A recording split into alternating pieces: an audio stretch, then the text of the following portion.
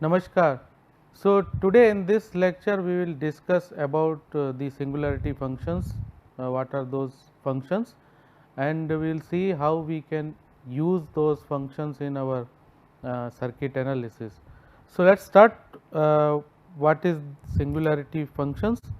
Singularity functions are those functions that are either discontinuous or have discontinuous derivatives.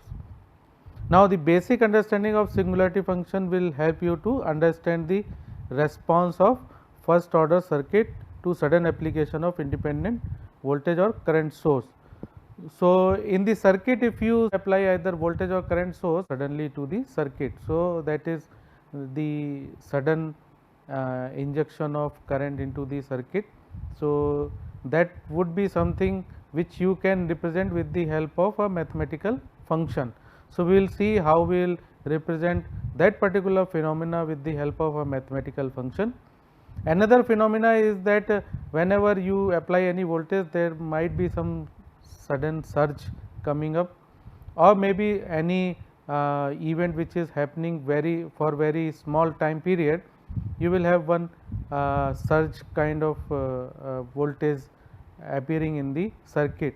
So, that is also another practical event which happens in the circuit, and we will see how we can equivalently represent that event also into the mathematical function, so that we can use them in our circuit analysis. So, let us see that the singularity functions which we use in the circuit theory are nothing but the functions which are like unit impulse, unit step and unit ramp. So, when you suddenly apply the voltage source to the circuit, it means that you are adding unit step to the circuit. Similarly, when there is a sudden surge coming up into the circuit, then you will say this is the unit impulse being applied to the circuit, and then if the voltage is building up gradually to the in the circuit, then you will say that is can be represented with the help of unit ramp function. Now, these basically the unit step serves as a good approximation to the switching signals that arise in the circuit with the switching operations, and it is very helpful in the neat and compact description of some circuit phenomena, especially the step response of RC and RL circuit. So, in the later session of our discussion, we will try to understand that what will happen to the circuit response when you apply step response to the circuit. So, this would be the important activity which we will try to understand. Before that, let us try to understand what are the various functions which we just mentioned here, like unit step, unit impulse and unit ramp functions. So, first let us see what is unit step function. Unit step function is 0 for negative value of time t and 1 for positive value of time t, as shown in the figure. So, if you see the function value is 0 up to time just less than 0, and suddenly it becomes 1 at time 0 plus. So, this kind of function is called unit step function. Mathematically, how we represent? We represent ut, that is unit step function, equal to 0 for t less than 0 and 1 when t greater than 0. Now, important thing to understand is that unit step function is undefined at time t is equal to 0, because it is changing abruptly from 0 to 1, and that is why it is called as a singularity function. It is dimensionless like any other mathematical function such as sine or cosine. Now, if the abrupt change occurs at any time t is equal to t naught, where t naught is greater than 0, then instead of t is equal to 0, the unit step function will become 1 at time t naught plus. So, how the unit step function will look like?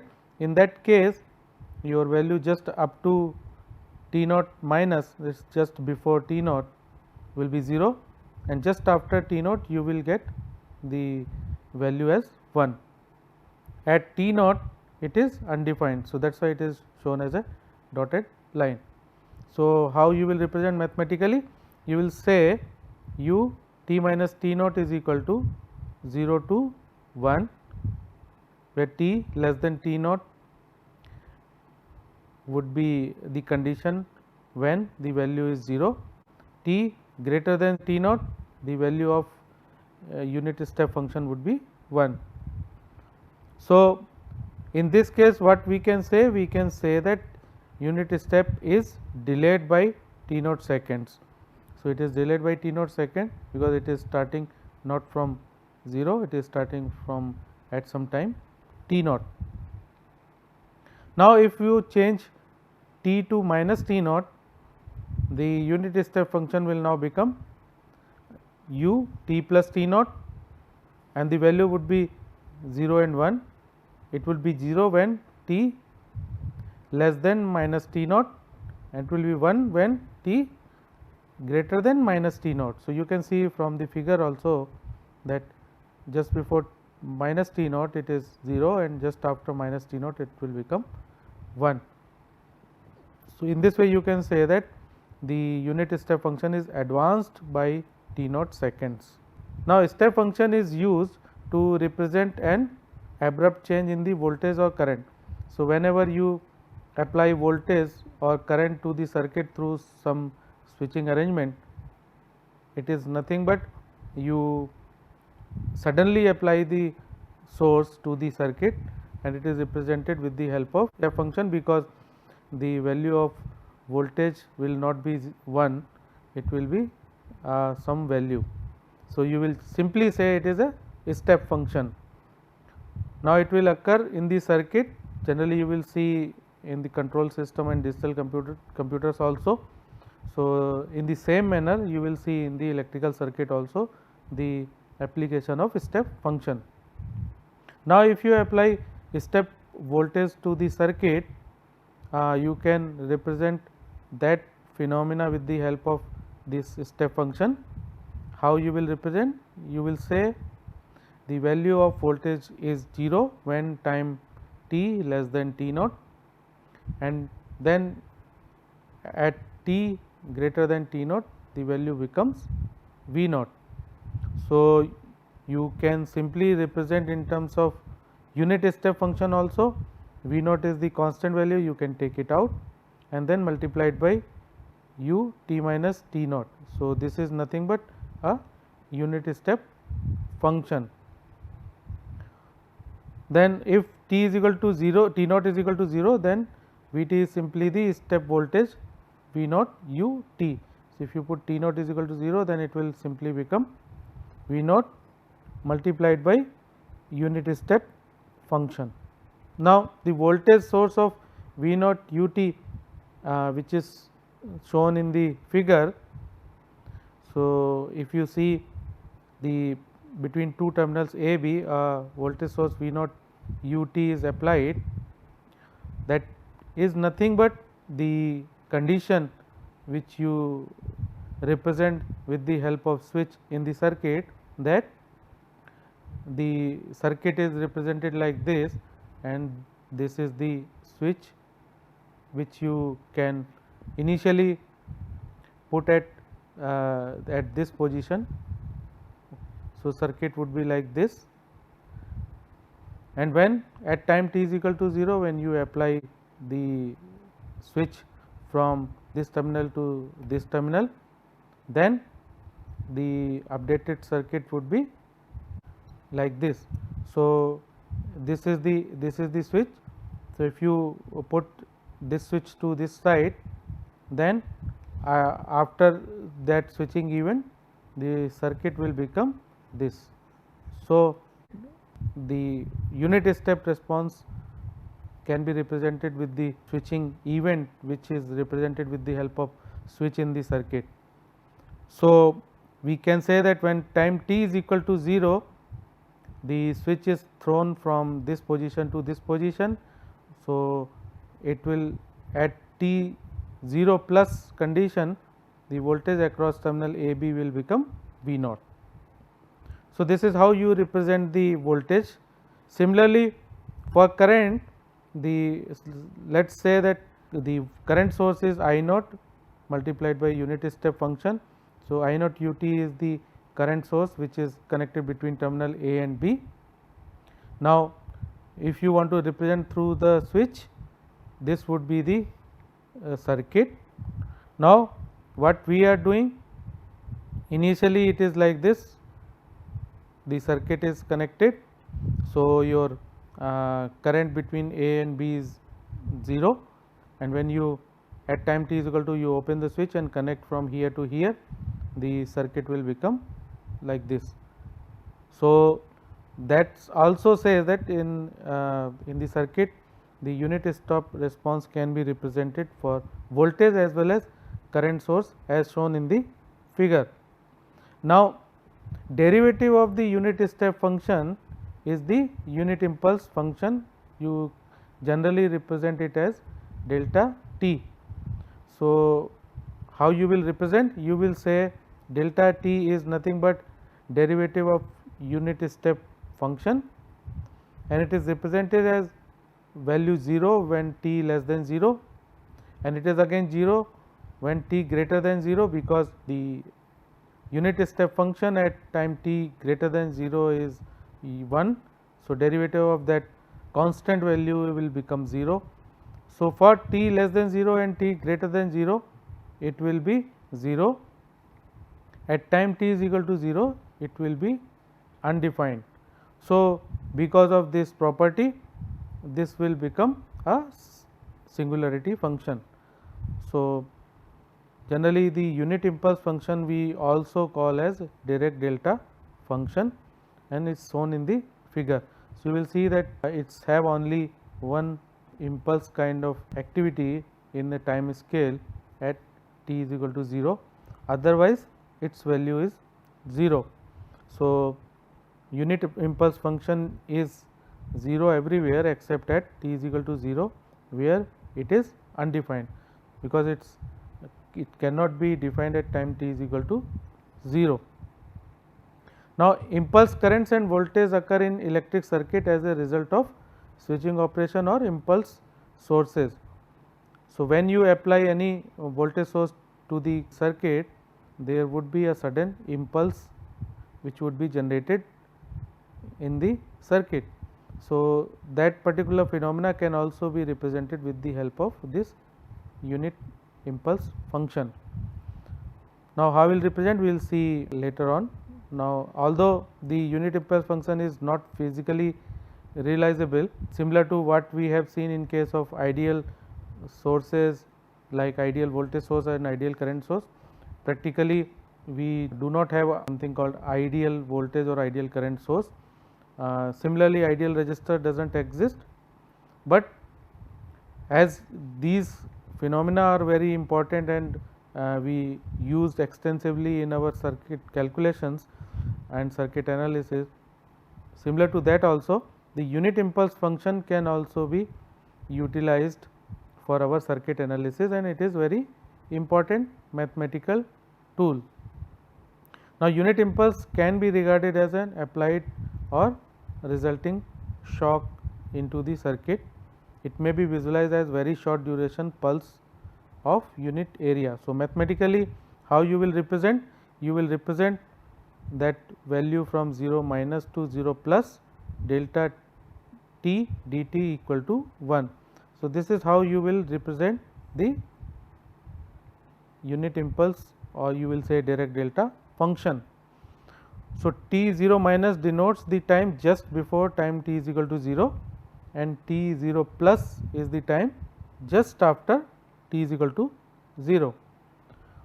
Now, the unit area which we have just saw in case of this expression, the value of unit area is called as a strength of the impulse function.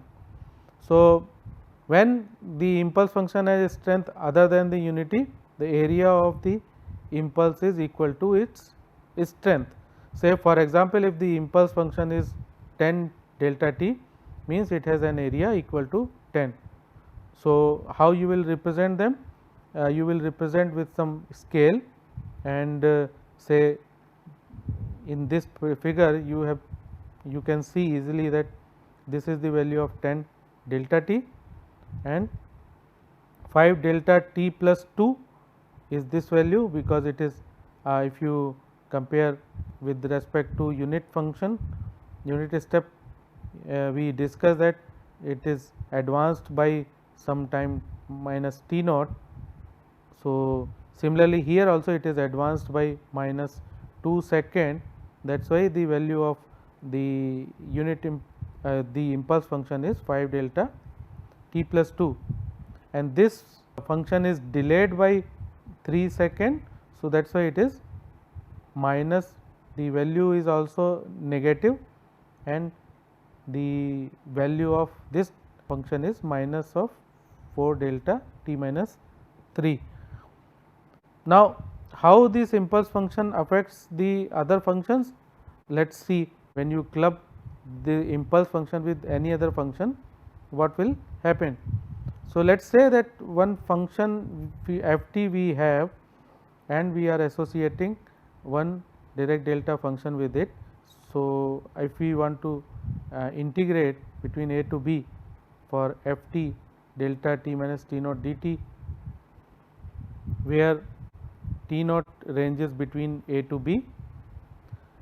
So, if you see this expression, this delta t minus t naught is 0 except at t is equal to t naught. So, it means that your integrand is 0 except at time t is equal to 0.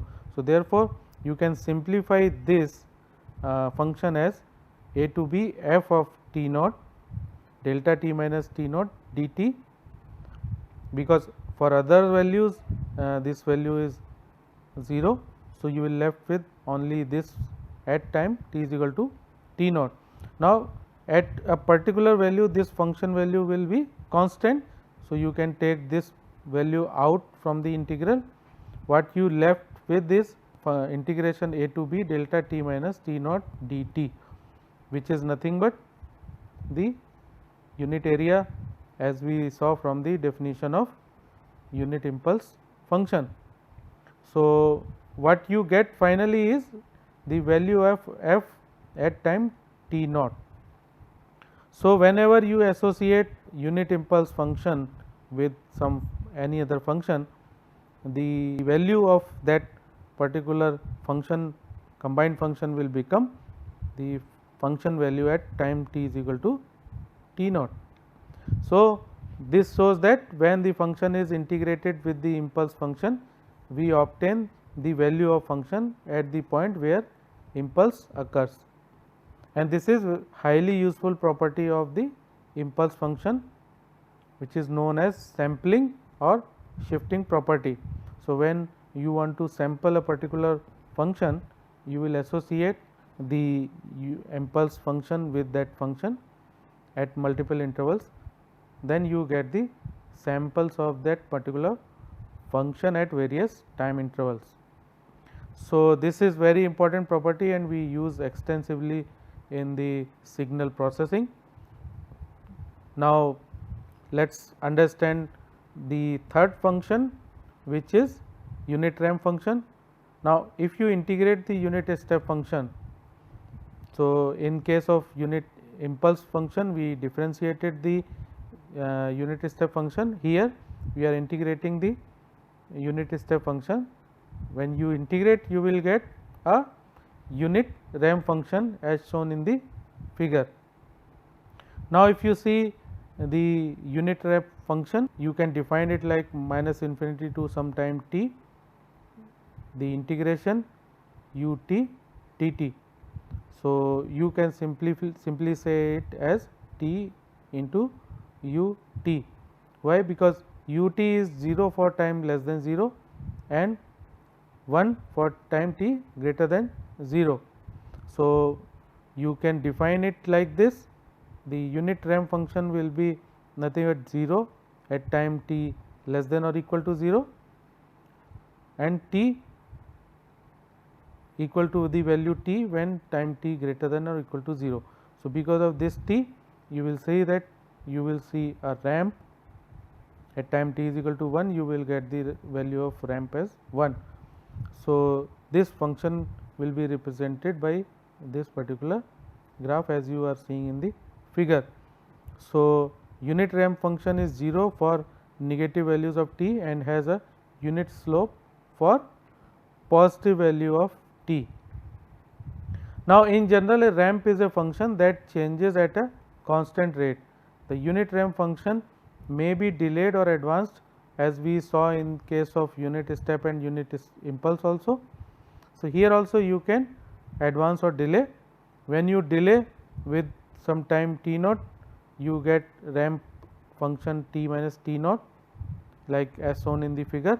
When you advance, then your ramp will start from minus t naught and the ramp function will be r of t plus t naught. So, important thing which you can see from here is that at time t is equal to minus 1, t naught is equal to minus 1, you will get the value of unit ramp.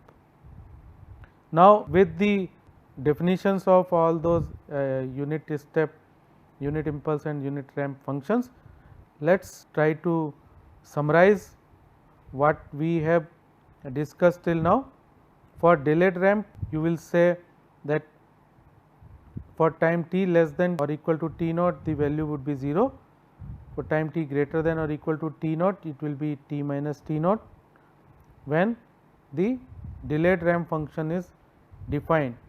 When you define the advanced unit ramp function r t plus t naught, you can simply write value is 0 when time t is less than or equal to minus of t naught, and it is t plus t naught when time t is greater than or equal to minus t naught. So, now you can summarize that the unit impulse, you can simply write the delta t is nothing but derivative of unit step function, and the unit step function is derivative of unit ramp function. Similarly, unit ramp is integration of unit step function and unit step function is integration of unit impulse function. So, you can simply say that these three functions are either the derivative or integration of the functions which we discussed. So, now let us start the step response of a particular circuit, because we have understood the basic functions which are called as singularity functions. Especially the unit step function is very important, because when we talk about the step response of an RC circuit, we will say that when we apply the voltage, that means that we are talking about the step input to the circuit. So, step response is the response of the circuit due to sudden application of DC voltage or current source. Now, let us see the circuit here. Now, if you see the circuit at the left, you will simply switch on the circuit at time t is equal to 0. When you switch on the circuit, it will be circuit like shown in the figure. So, you can simply say that Vs is nothing but the unit step, because this unit step is being defined by the switch. So, now here Vs is constant, because you are applying a constant DC voltage source. Now, what we have to do? We have to select the capacitor voltage as a circuit response, which we have to determine. So, for determination, let us assume that the capacitor is initially charged with some voltage V naught. So, when you will say that it is charged with some voltage V naught, we can say that at time t 0 minus or time t 0 plus, voltage will remain same as V naught. So, when 0 minus is the voltage across the capacitor just before the switching happens, and 0 plus is the voltage immediately after the switching happened. Now, if you apply KCL if in this circuit, what you can do, let us take this particular as a node A, and you say that this is the current IR, this is current IC. So, you can simply say IR plus IC is equal to 0. What is the value of IC? IC is nothing but C dV by dt, because this is the voltage across the node. So, this will become C dV by dt IC, and IR would be nothing but, if this is voltage across capacitor V. So, this value will be V, then V minus Vs divided by R. So, we will write V minus Vs into the unit step function, because we are considering the switching operation, equal to 0, or we can simplify it as d by dt plus V by RC is equal to Vs by RC ut. Now, when V is the voltage across the capacitor for t greater than 0, you can simply say that equation 2 can be represented as d by dt plus V by RC equal to Vs by RC, because at time t greater than 0, this value of unit step function will become 1. So, now you have the value dV by dt is nothing but minus of V minus Vs by RC. You can simplify with the help of this equation. When you rearrange, you will get dV upon V minus Vs is equal to minus dt by RC. Now, what you have to do? You have to integrate at both sides and use the initial condition. What was the initial condition? The voltage across the capacitor was 0 at time 0 plus.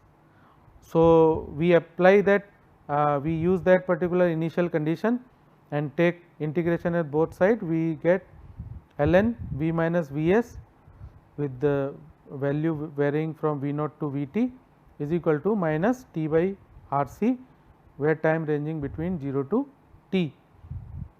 So, you can simply say that ln V minus Vs upon, when you use the initial condition, it will become V naught minus Vs is equal to minus t by RC, and when you take exponential at both sides, you will simply get V minus Vs upon V naught minus Vs is equal to E minus t by RC. So, when you discussing about the source free response of RC circuit, we termed this tau as time constant, which was nothing but equal to RC. So, we will use the same time constant, and we will replace RC as tau. So, this will be simplified as V minus Vs is equal to V naught minus Vs into e to the power minus t by tau, or you can simply say that it is Vt is equal to, this Vs will go here, then it will become Vs plus V naught minus Vs bracket e to the power minus t by tau. Now, this condition is valid only for time t greater than 0.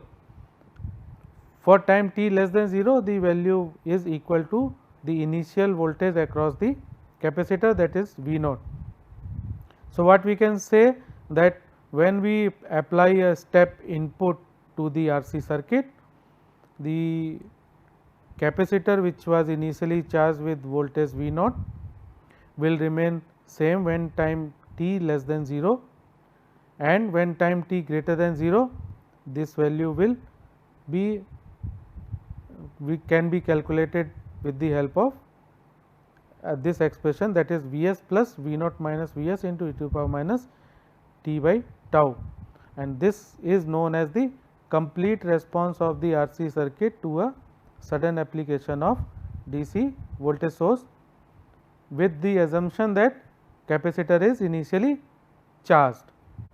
So, with this we close our today's session.